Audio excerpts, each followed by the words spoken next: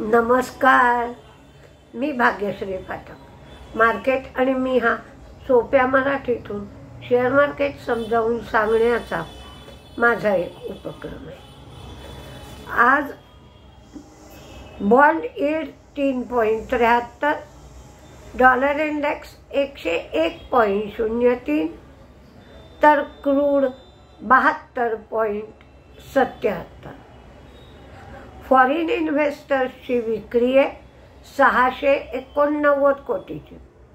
Domestic इन्व्हेस्टर्सची खरेदी आहे 2971 कोटींची.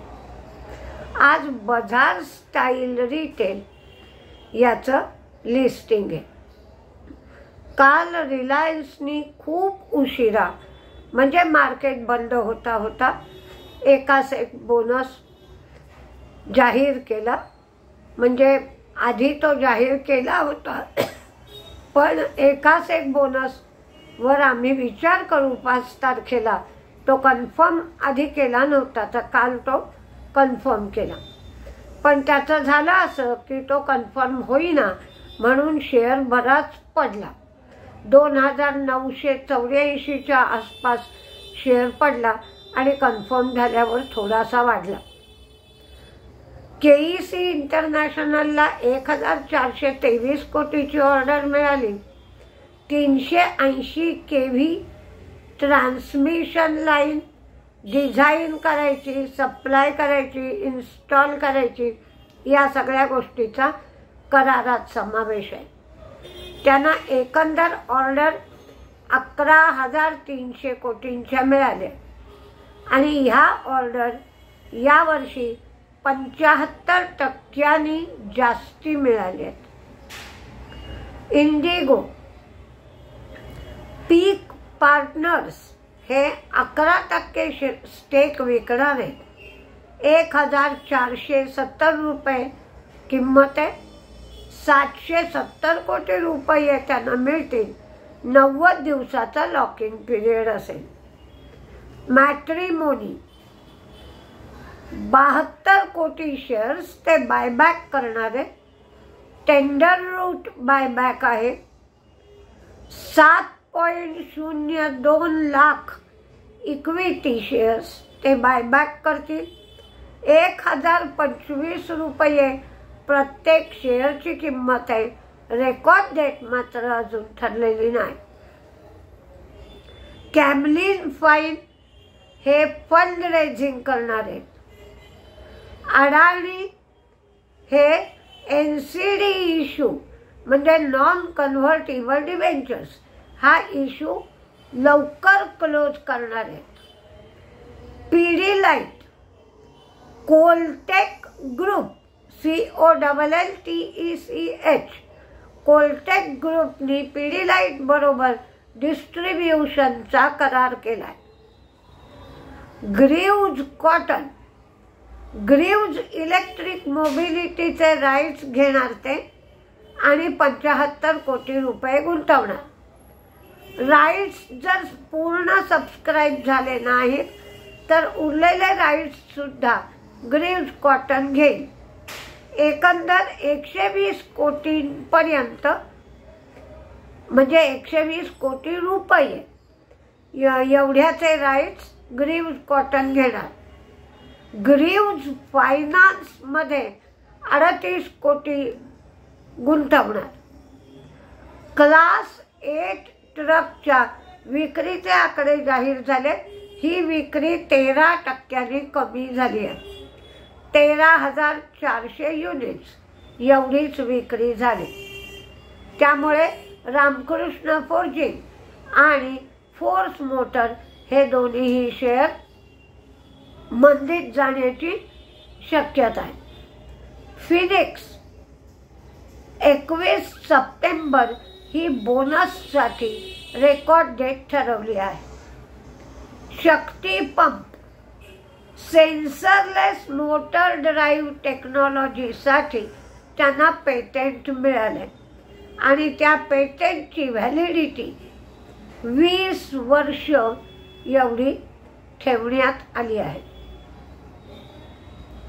आज तेजी कोणत्या शेअरमध्ये राहील, कोणत्या शेअरमध्ये मंदी राहील, तर सुरुवातीला आज साधारण 200 पॉईंट सेन्सेक्स एवढं मार्केट मंदीत राहण्याची शक्यता आहे. नंतर कदाचित काही प्रमाणात मार्केट सुधारेल, पण मार्केटमध्ये व्होलॅटिलिटी आज खूप असेल. तेजीमध्ये पीडीलाइट,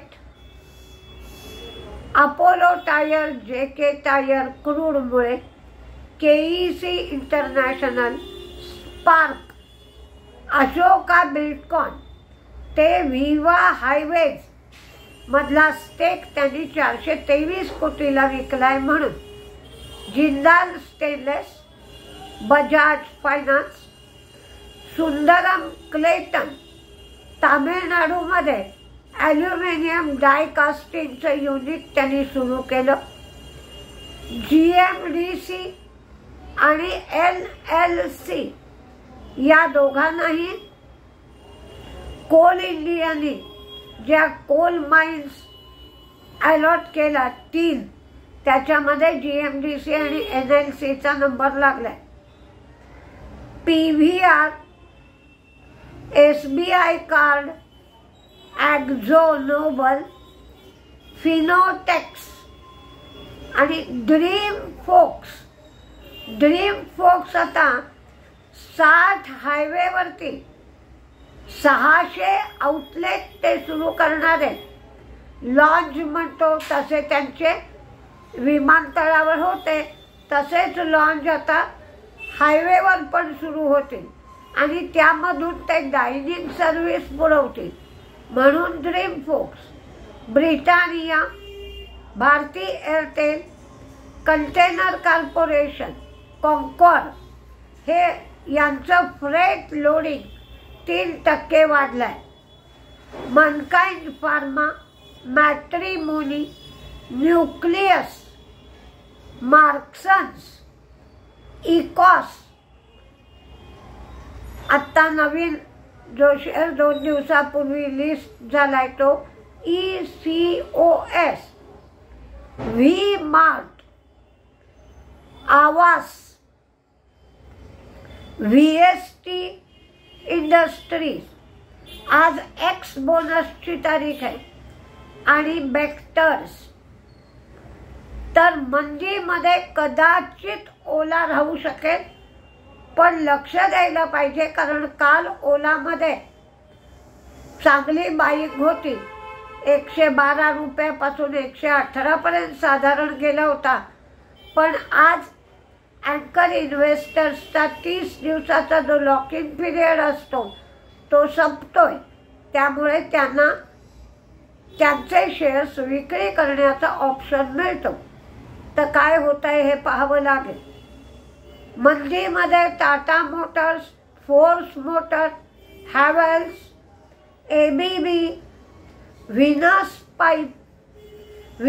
पाईपच्या ऑफिसेसवर रेड पडली आहे म्हणून Ramkrishna forging, force motor, Escorts आणि SBI हे शेअर टाटा मोटर्स पासून एक 7-8 शेअर आहेत. Tata motors, force motor, Havells, ABB, Venus pipe, Ramkrishna forging, Escorts आणि SBI हे शेअर मंदीत राहण्याची शक्यता आहे. पण मार्केट व्होलटाईल राहील, त्यामुळे लक्ष देऊन ट्रेड केलं पाहिजे. रोजच मी सांगते आहे की प्रमाण कमी ठेवा आणि जिथे जिथे प्रॉफिट दिसतोय तिथे तिथे तो थोड्या थोड्या प्रमाणात बुक करत चला. नमस्ते.